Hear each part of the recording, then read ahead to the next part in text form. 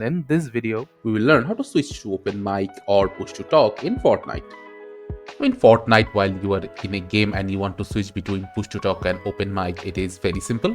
All you need to do is press escape to go to the settings menu. In here at the middle of your screen, you will find an option resembling a mic. In here, you will see your voice options, voice method, and voice chat settings.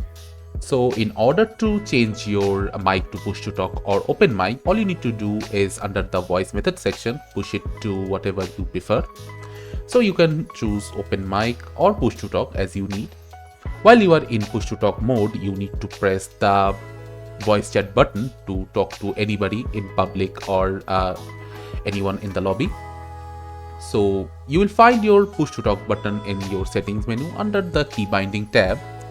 In here from the left hand side, just select communication and you will find your push to talk button over here. So mine is T, and while I am pressing the T button, I can talk to anybody in the lobby.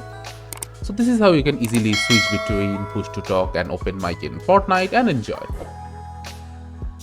Thank you for watching. Subscribe to our Topical Talks channel for more videos.